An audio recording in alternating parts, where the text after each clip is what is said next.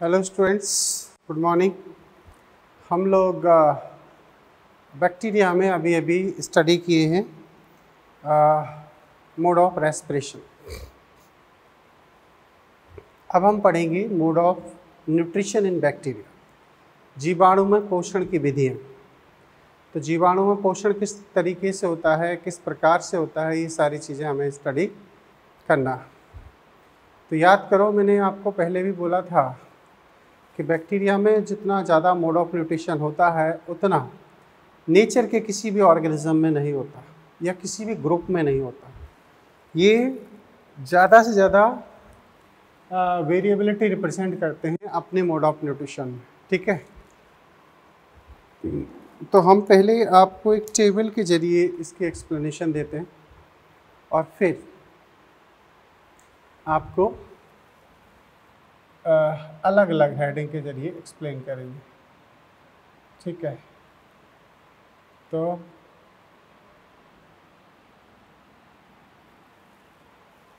Autotrophic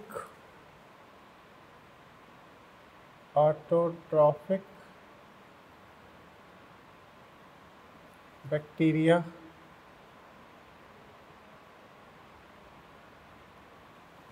and heterotrophic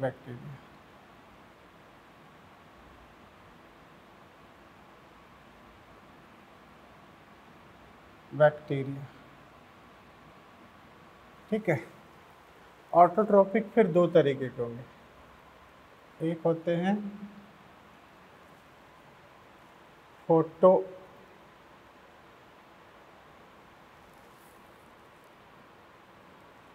autotrophic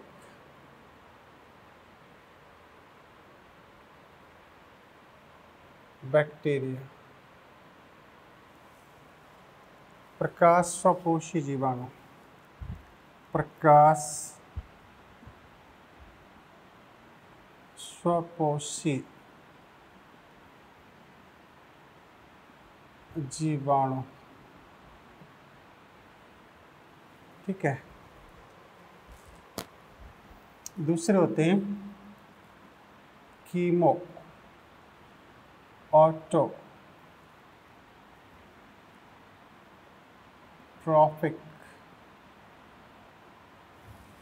bacteria, रसायन संश्लेषी, रसायन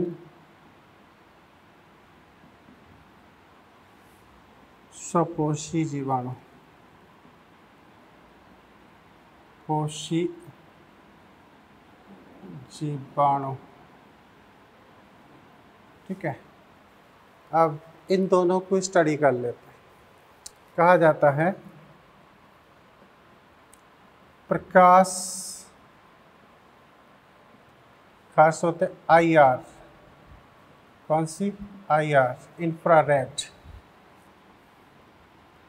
तथा बैक्टीरियोक्लोरोफिल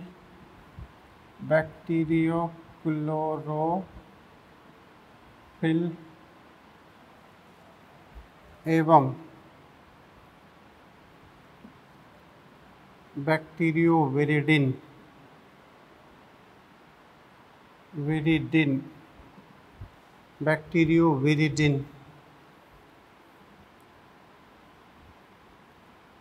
की उपस्थिति में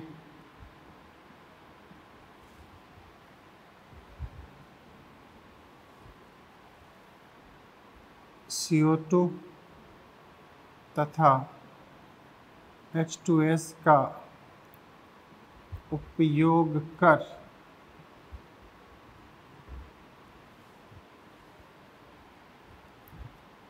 यह जीवाणु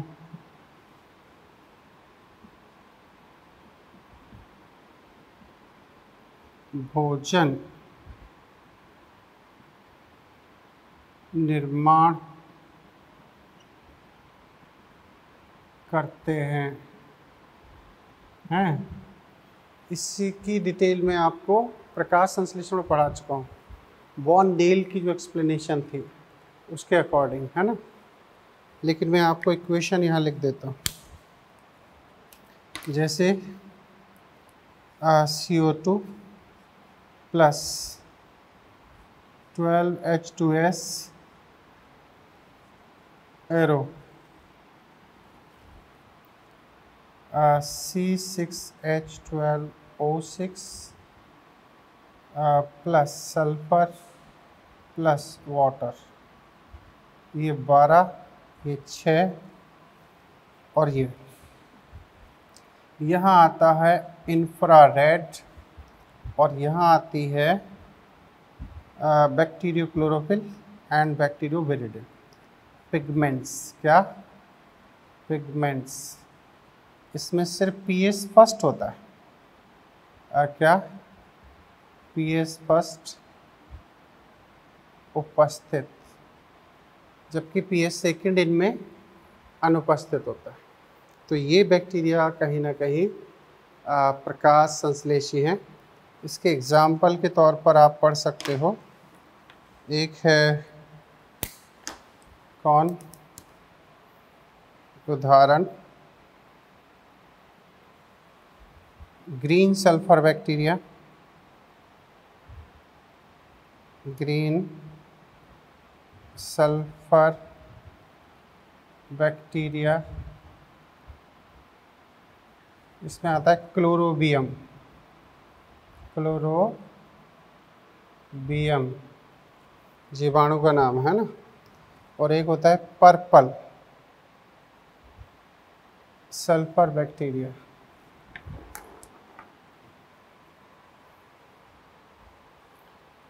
ये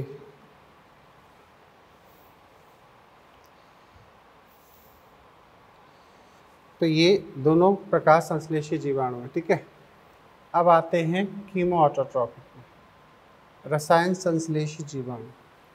ये रसायन संश्लेषी जीवाणु क्या है? ओके, तो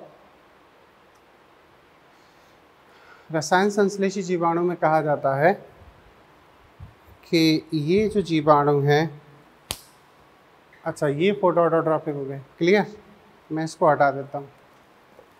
अब कीमो ऑटोट्रॉपिक की बात कर लेते हैं।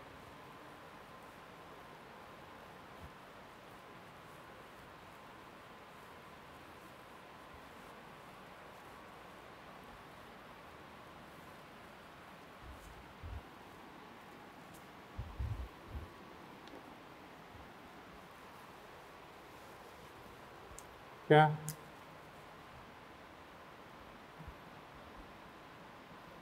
रसायन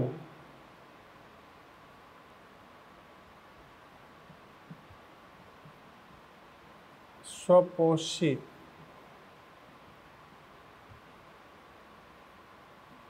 जीवाणु अकार्बनिक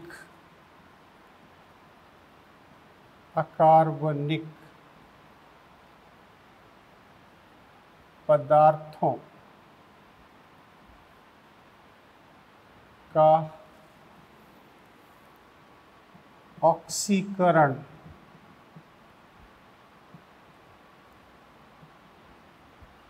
कर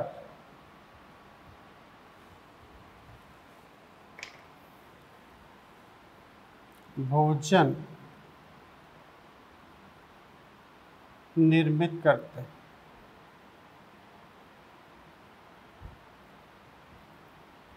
हैं,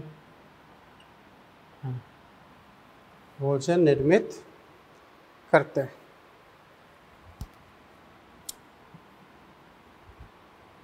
अथवा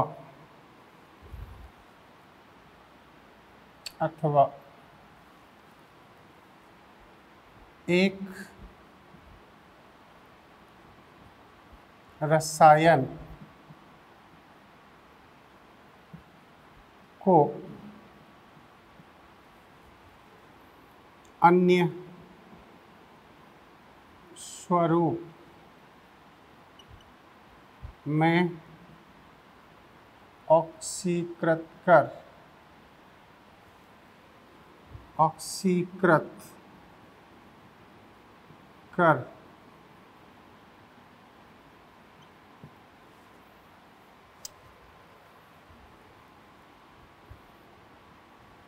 उत्पन्न ऊर्जा द्वारा एटीपी निर्माण करते हैं। ठीक है, एक फॉर्म को दूसरे फॉर्म में कन्वर्ट करके जो रिलीज एनर्जी है उसका उपयोग ये एटीपी निर्माण के लिए करते हैं। इसमें सबसे पहला है नाइट्रिफिकेशन बैक्टीरिया। नाइट्रिफिकेशन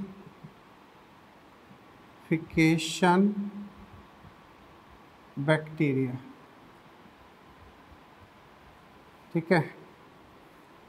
ये पूरी प्रोसेस हम लोग नाइट्रोजन फिक्सेशन में पढ़ चुके हैं। देखो, हर चीज़ को हर जगह नहीं बताया जाता, वहाँ पर भी लिखा है, नाइट्रिफिकेशन वाले हिस्से में क्लियर कट लिखा है कि nitrogen bacteria are nitrifying bacteria are chemoautotrophic. ठीक है, अमोनिया को पहले नाइट्राइड में बदलते हैं, फिर नाइट्राइड को वो बदलते हैं आपके नाइट्रेट में। ठीक है, तो कह सकते हैं दो पदों में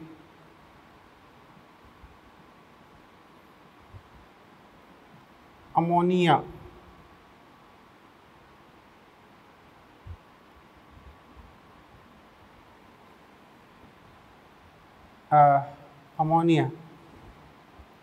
नाइट्रोसोमोनास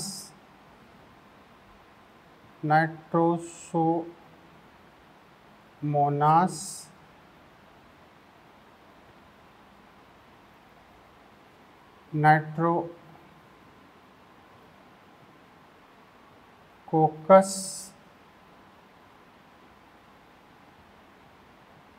तथा नाइट्रोबैक्टर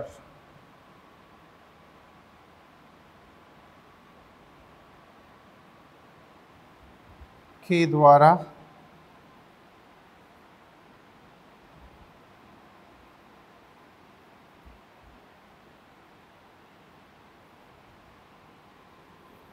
ऑक्सीकृत कर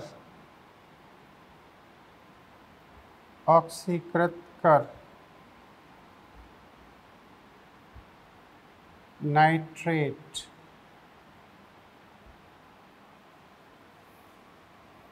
में परिवर्तित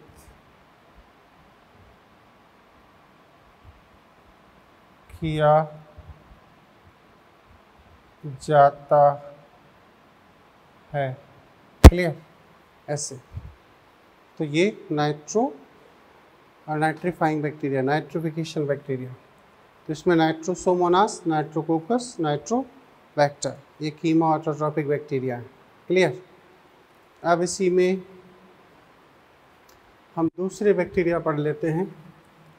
जैसे, फिर मैं इसको भी हटा दूँगा। जैसे आपके अगले बैक्टीरिया हैं आयरन बैक्टीरिया। कौन? आयरन या सल्फर बैक्टीरिया। सल्फर बैक्टीरिया ये भी कीमो ऑटोट्रॉपिक।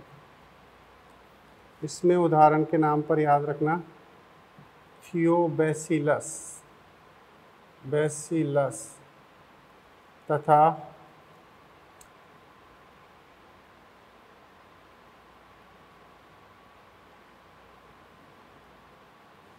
बेजियाटोआ।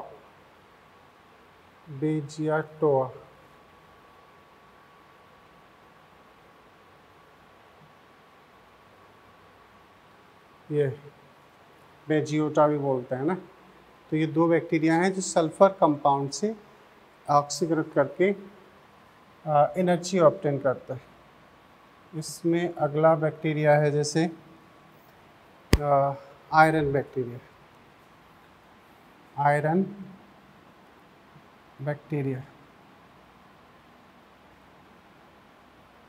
बैक्टीरिया में आता है फेरोबैसिलस।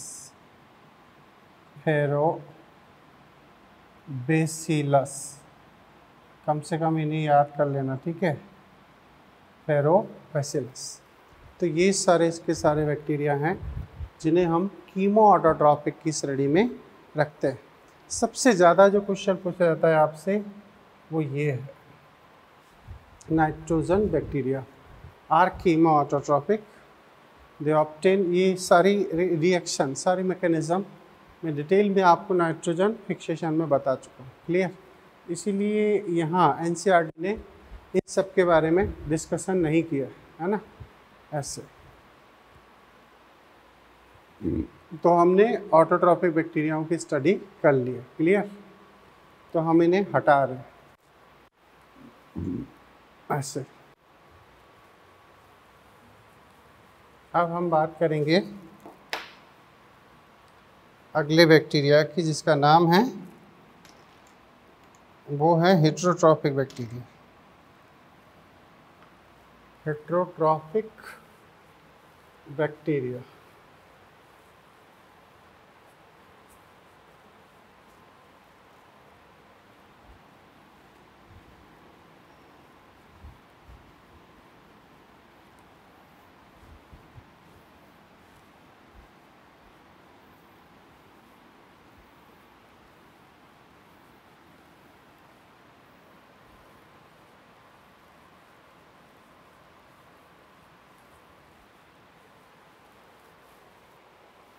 क्लियर। अब देखो,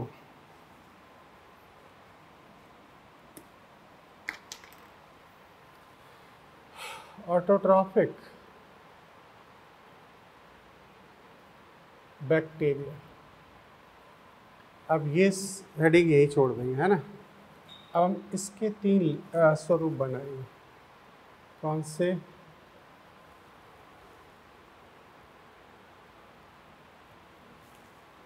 एक होगा सैप्रोफाइटिक बैक्टीरिया, सैप्रोफाइटिक बैक्टीरिया। कैसे? मृतोपजीवी जीवाणु, ठीक है। मृतोपजीवी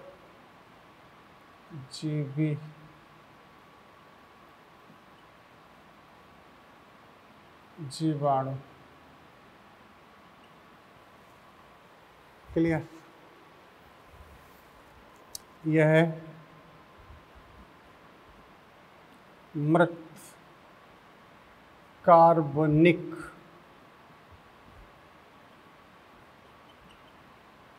पदार्थों को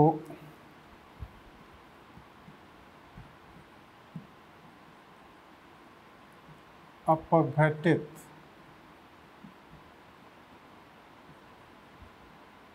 करते हैं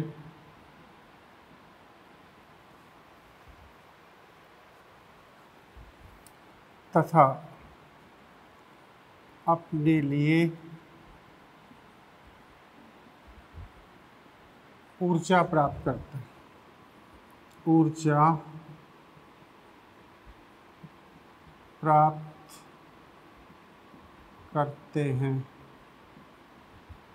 ठीक है। अपने लिए ऊर्जा प्राप्त करते हैं। तो ये बात हो गई, ये मृतोपजीवी जीवाणु, इन्हें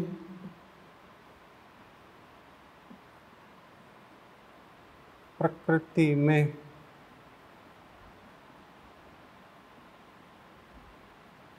अपघटक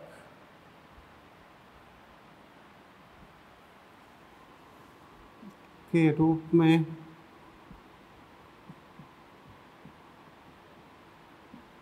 जाना जाता है, ठीक है। ऐसे जैसे प्रोटीन का अपघटन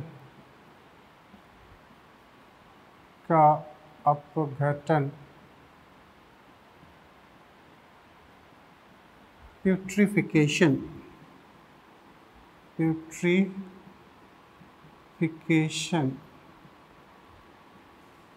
कहलाता है। क्या कहलाता है? प्यूट्रिफिकेशन। अच्छा, इसमें कौन कौन से बैक्टीरिया को रखोगे? सबसे पहले हम ले लेते हैं क्लोस्ट्रीडियम। क्लोस्ट्रीडियम, ठीक है। यह क्या करता है? यह है भोजन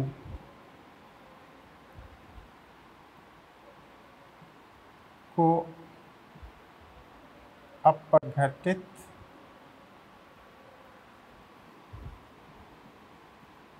तथा विषाक्त बनाता, विषाक्त बनाता। अब है अगला, वो है लैक्टोबैसिलस। लैक्टोबैसिलस, ये लैक्टोबैसिलस बैक्टीरिया क्या करता है? लैक्टोबैसिलस बैक्टीरिया दूध को दही बनाने का काम करता है। ये अगर अप्रोप्रिएट सुटेबल कंडीशन में है तो ऐसा प्रोसेस करते हैं, और अगर सही सुटेबल कंडीशन में नहीं भी हैं तब भी ये लैक्टोबैसिलस बैक्टीरिया दूध को नष्ट कर देते हैं, अपघटित कर देते हैं। दूध जो खराब होता है वो इन्हीं के द्वारा होता है, ठीक है। कह सकते हो दुग्ध को दही में अथवा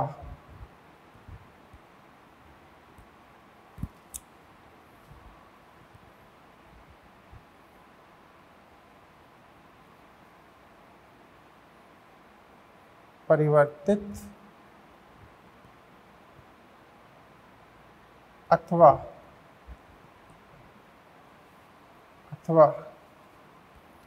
इसे नष्ट करता है।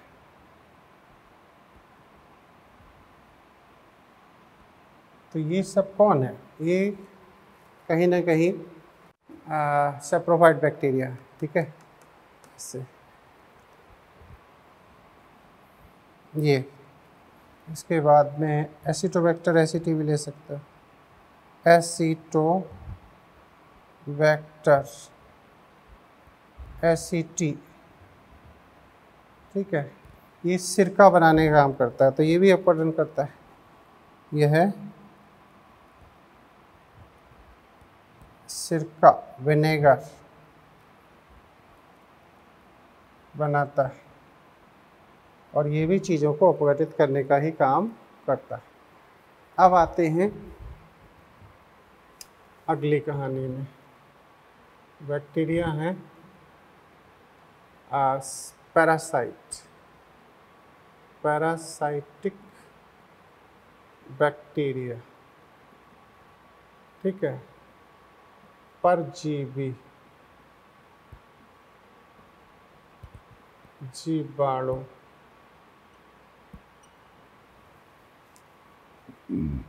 परजीवी है ना, मृतोपजीवी, परजीवी।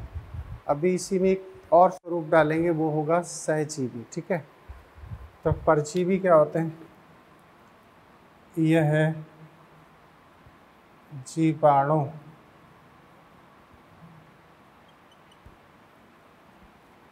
जीवितों पर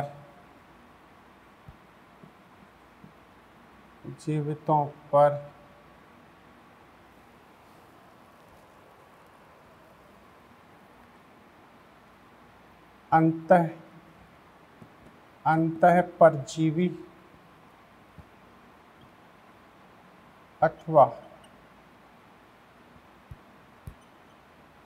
बाह्य परजीवी के रूप में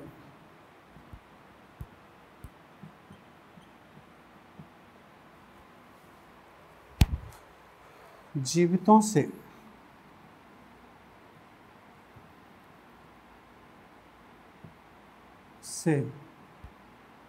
भोजन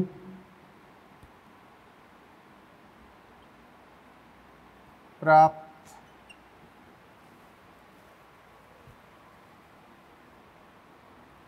कर उन्हें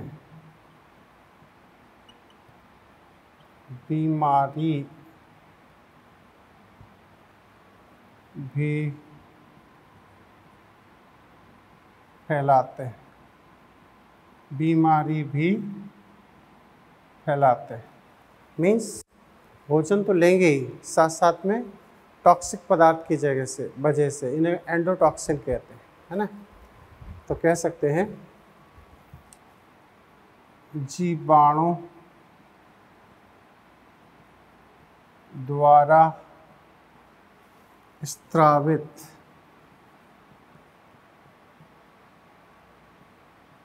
विषाक्त रसायन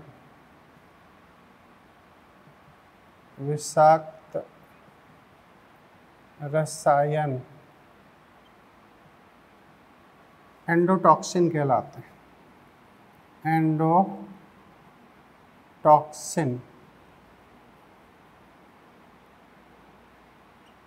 कहलाते हैं। और इन्हीं की वजह से कोई भी लिविंग बीमार होता है।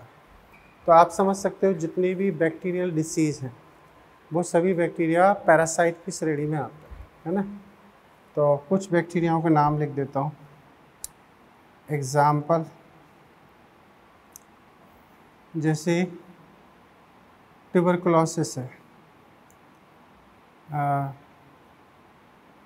ट्यूबरकुलोसिस, इसे टीबी कहते हैं।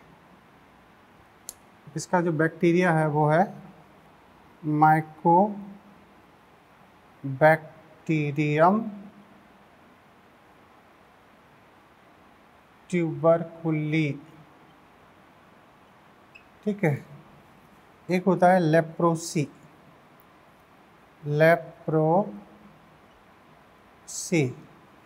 इसे कहते हैं कुष्ठ रोग।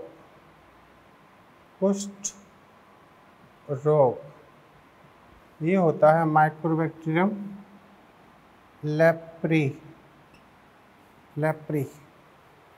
लेप्री से। अब जैसे एक है टाइफाइड है,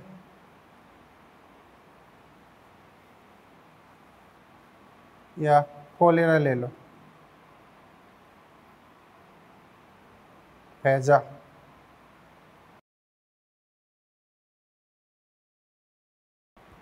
ये होता है आपके विब्रियो कोलेरी,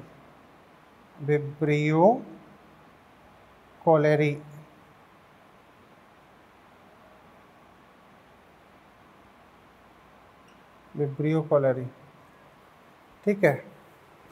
अब जैसे टेटनस है,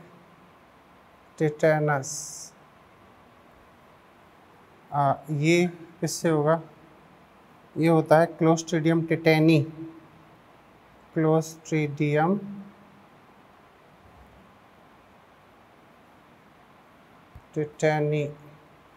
ये, ठीक है। बहुत सारी बीमारियां हैं, हम आपको इकोनॉमिक इम्पोर्टेंस वाले हिस्से में भी ले लेंगे, है ना। अब यहाँ पर एक वो ले लेते हैं बैक्टीरियल डिसीज जो अपने एनसीईआरटी में लिखी है, वो है सिट्रस कैंकर। कौन? Citrus canker. ये किससे होती है? ये होती है ज़ैंथोमोनास सिट्री, ये ज़ैंथोमोनास सिट्री बैक्टीरिया, क्लियर। तो ये हैं पैरासाइट। काफ़ी बैक्टीरिया हैं, जैसे टाइफाइड है तो वो होती है साल्मोनेला टाइफी से, है ना। जैसे और भी बता दूं आपको, है ना। उसके बाद में जैसे सिफिलिस है, सिफिलिस होता है ट्रिपेनोमा पैलिडम से होता है। ये अपने मॉड्यूल में लिखे हुआ ये चीज़। जैसे प्लेग बीमारी होती है, पास्चुरेला पेस्टिस, या इसी को कहते हैं यारसीना पेस्टिस। तो ये याद करने पड़ेंगे, है ना, ऐसे। अब हम आपको ले चलते हैं अगले सेगमेंट में, उसमें हम बात करते हैं सहजीवी जीवाणु। सहजीवी, है ना।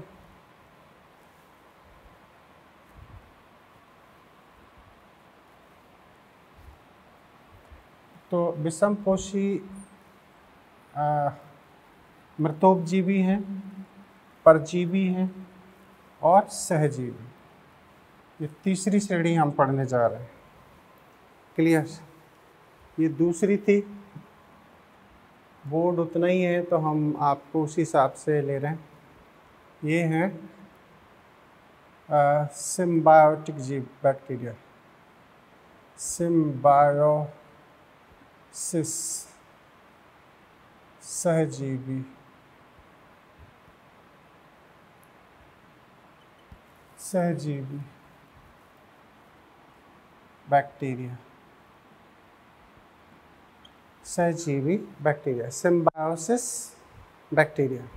सिम्बायोसिस का मतलब क्या होता है? सिम्बायोसिस का मतलब होता है कि बैक्टीरिया जिसके साथ भी रहेंगे उसमें जो रिलेशनशिप होगी वो होगी प्लस एंड प्लस। यानी कि बैक्टीरिया जहाँ भी होंगे वो अपने पार्टनर को भी लाभान्वित करेंगे और अपने पार्टनर से भी लाभ प्राप्त करेंगे। ये तो होता है कहीं ना कहीं। अच्छा, परजीवी का रिलेशन क्या होता है? परजीवी का जो रिलेशन होता है वो प्लस एंड माइनस होता है, ये इसका रिलेशन। और इसका जो रिलेशन है वो प्लस एंड प्लस होता है। मीन्स दोनों पार्टनर एक दूसरे को बेनिफिट पहुंचाने का काम करते हैं। क्लियर? तो ये सहजीवी। सहजीवी में एक और शर्त होती है कि अगर दोनों पार्टनर में से एक को भी हटा दिया जाए उस रिलेशनशिप से तो दूसरा वृद्धि नहीं कर सकता। तो ऐसी कंडीशन में ये सहजीवी की श्रेणी में आते हैं। जैसे सरल एग्जांपल आपने हमेशा सुन रखा है, वो है rhizobium bacteria and leguminous plant. Leguminous plant से अगर राइजोबियम बैक्टीरिया को हटा दिया जाए तो उनमें नाइट्रोजन फिक्सेशन नहीं होगा। नाइट्रोजन फिक्सेशन नहीं होगा तो प्रॉपरली वो ग्रोथ नहीं कर सकते। क्लियर? ऐसे। तो मुद्दे की बात ये है, या नॉर्मल कंडीशन की बात ये है कि नाइट्रोजन जो बैक्टीरिया हैं, यानी कि राइजोबियम जो बैक्टीरिया हैं, वो भी रूट नोड्यूल में ही प्रॉपरली ग्रोथ करते हैं। वहाँ उन्हें सफिशिएंट न्यूट्रिशन मिलता है, प्रॉपर शेल्टर मिलता है, रहने के लिए जगह मिलती है। तो इस तरीके से वो एक अच्छा जीवन यापन करते हैं, ग्रोथ करते हैं। तो दोनों पार्टनर्स का एक दूसरे के साथ रहना यहाँ जरूरी है और दोनों एक दूसरे को कहीं ना कहीं लाभ पहुँचाते हैं। इसीलिए इन्होंने एक दूसरे के साथ सहजीवी संबंध बनाया हुआ है। परजीवी में ये नहीं होता।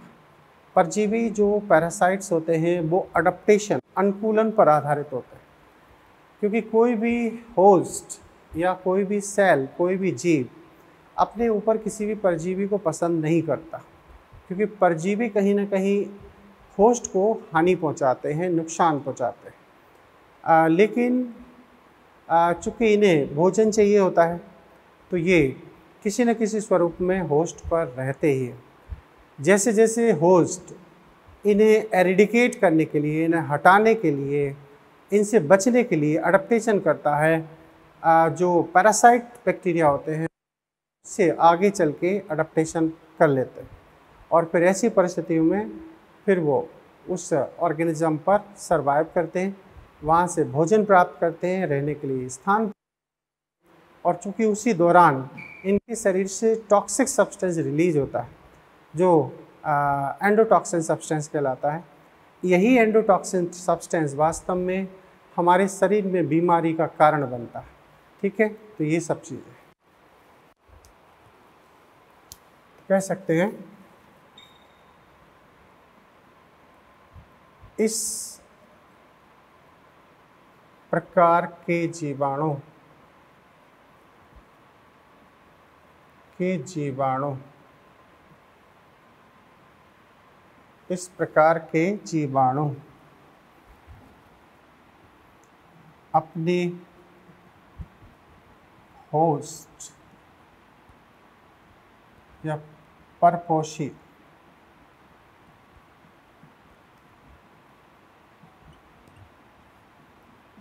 होस्ट जीव के साथ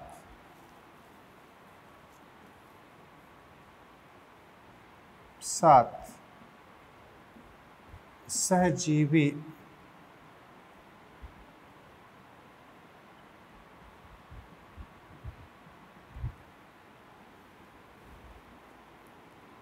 संबंध में रहते हैं, सहजीवी संबंध में रहते हैं तथा एक दूसरे को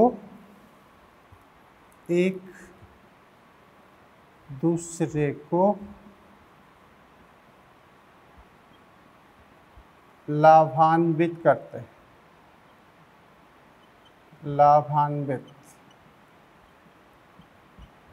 करते हैं। ठीक है, अच्छा।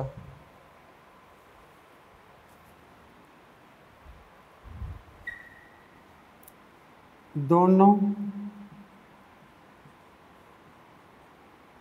एक दूसरे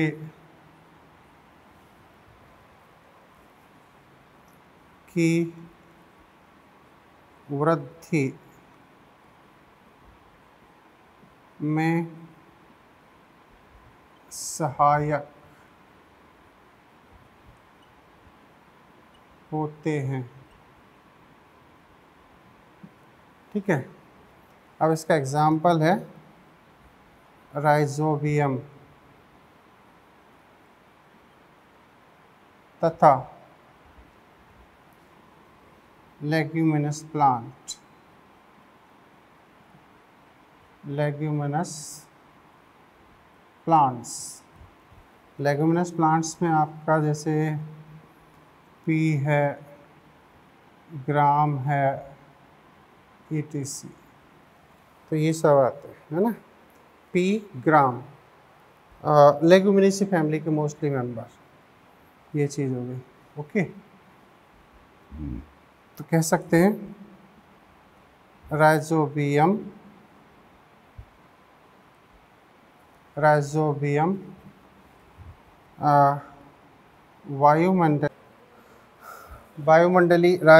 वायुमंडलीय जो नाइट्रोजन है ना, वायुमंडलीय नाइट्रोजन को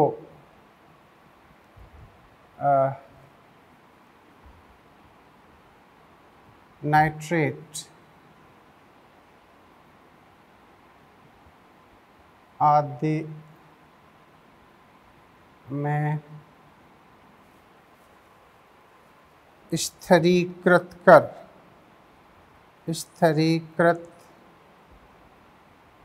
कर पौधों को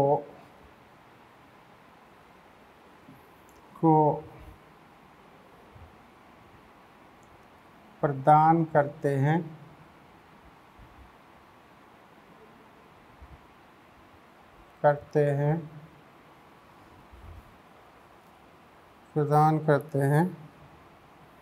तथा बदले में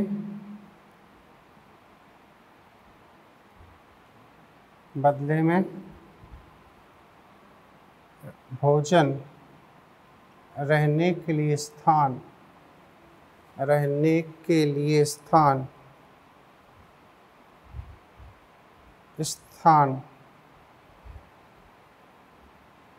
एवं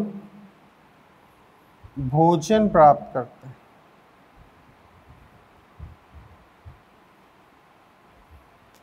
भोजन प्राप्त करते हैं किससे? पौधों से। ठीक है। ऐसे ऐसी श्रेणी में एक का बैक्टीरिया और आता है, वो है फ्रैंकिया। कौन है? फ्रैंकिया।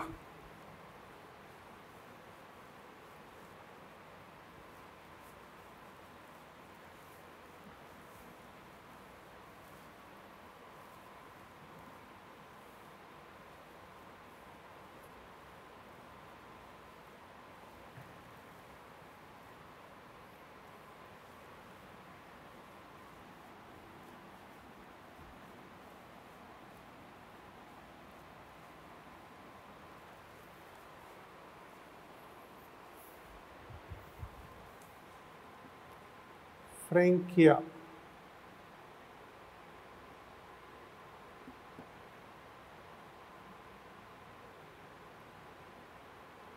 भी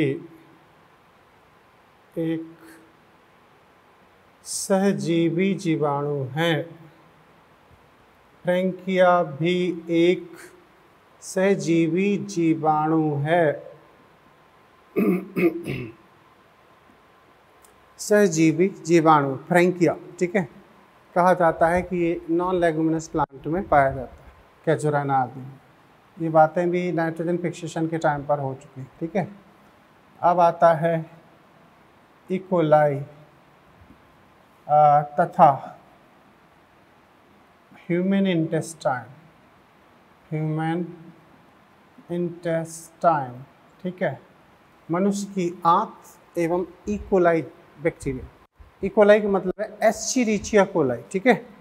एस्चेरिचिया कोलाई, इकोलाई, ये बैक्टीरिया। तो कहा जाता है इकोलाई मनुष्य की आंत में सामान्य मात्रा होने पर, सामान्य मात्रा होने पर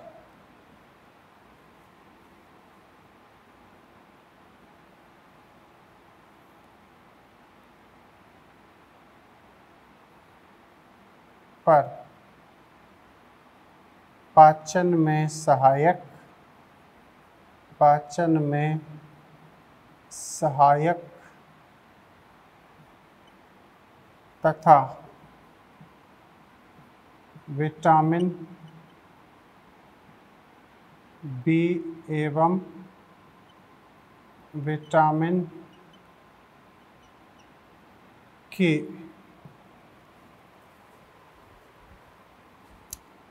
का निर्माण करता है, बदले में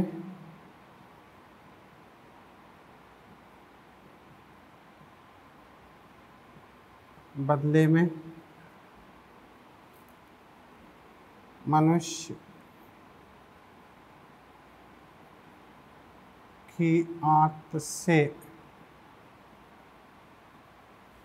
भोजन तथा आवास प्राप्त करता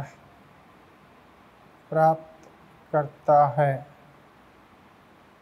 ठीक है। आवास, भोजन प्राप्त करेगा आंत से, और आंत में पाचन में सहायक होता है, प्लस विटामिन बी कॉम्प्लेक्स और विटामिन के का भी निर्माण कराता है।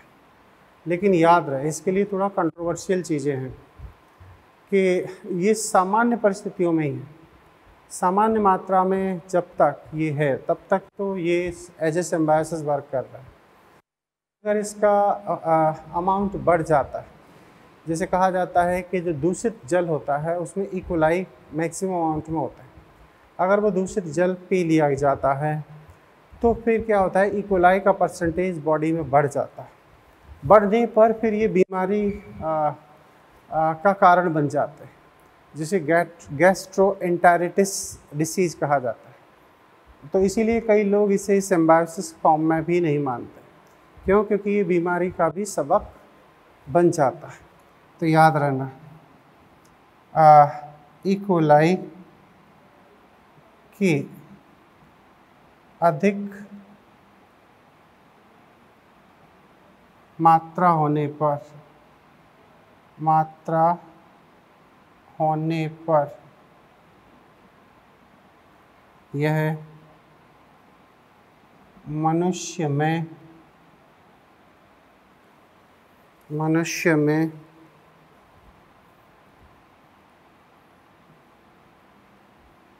बीमारी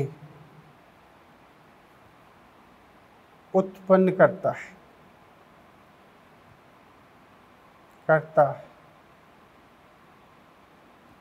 जैसे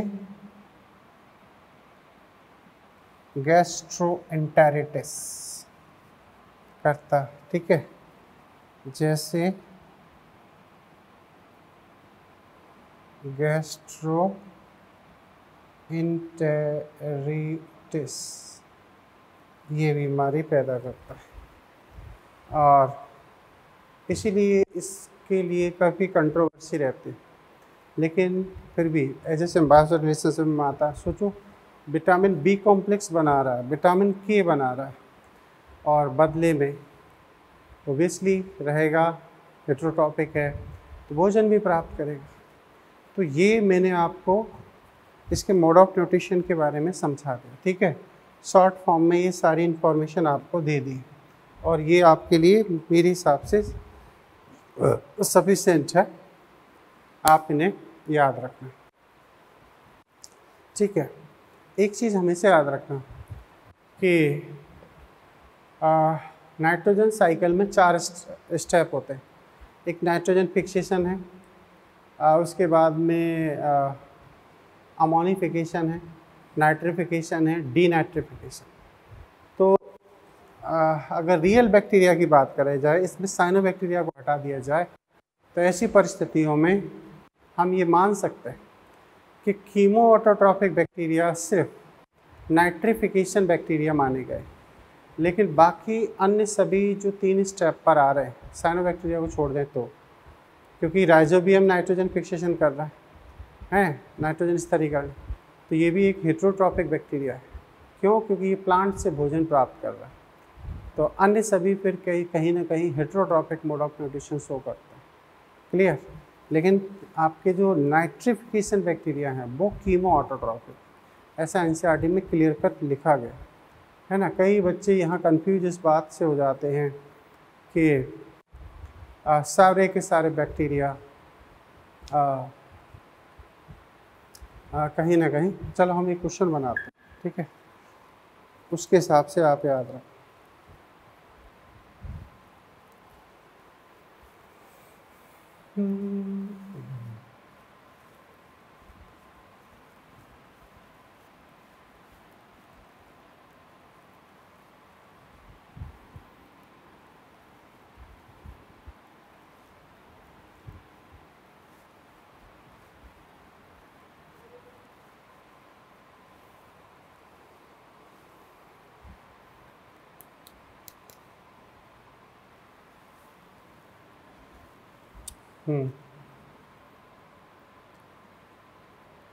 निम्न में से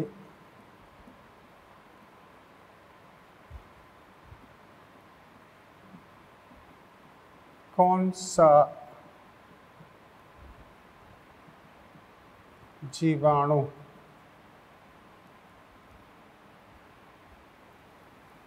स्वपोषी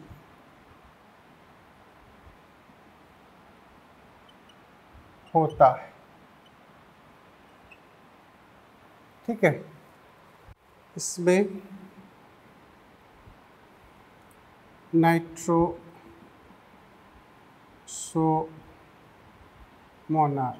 ठीक है। दूसरा है राइजोबियम।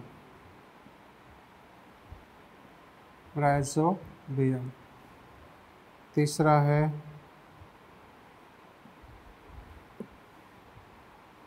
बैसिलस डीनाइट्रिफिकेंस।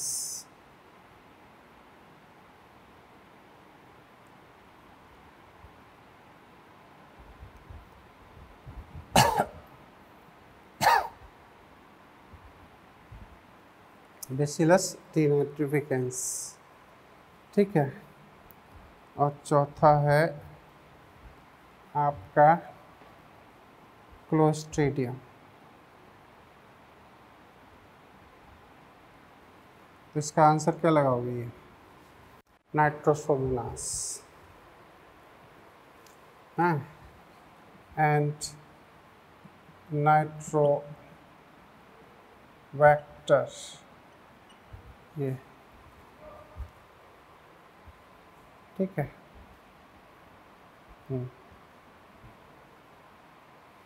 एंड फ्रैंकिया,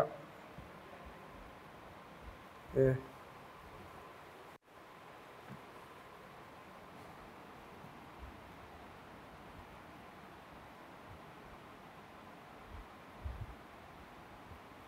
ऐसे अच्छा क्वेश्चन बनाया जा सकता है ना। तो इन चीज़ों को याद रखना। स्वकोशी की श्रेणी में आपके ये आएंगे, ये हैं कीमो ऑटोट्रॉफिक बैक्टीरिया, ऐसे। तो ये थी mode of nutrition in bacteria. Mode of nutrition सबसे ज़्यादा विविधता बैक्टीरिया में ही हमें देखने को मिलता है। तो हम कह सकते हैं, लास्ट में एक लाइन बना सकते हैं, क्या?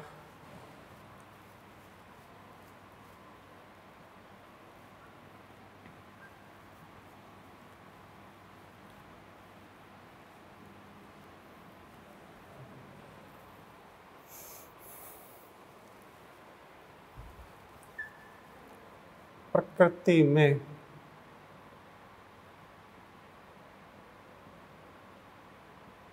किसी भी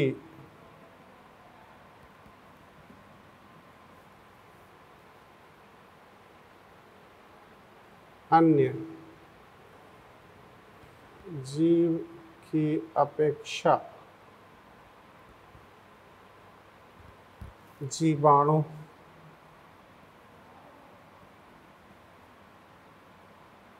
सबसे अधिक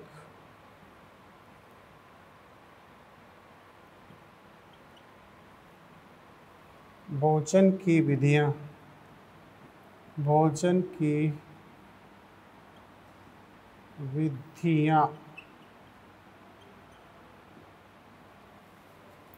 प्रदर्शित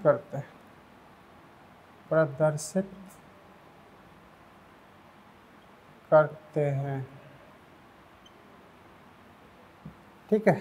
ऐसे भोजन की विधियां प्रदर्शित करते हैं, समझ गए? तो मेरे हिसाब से ये आपने मोड ऑफ न्यूट्रिशन स्टडी किया।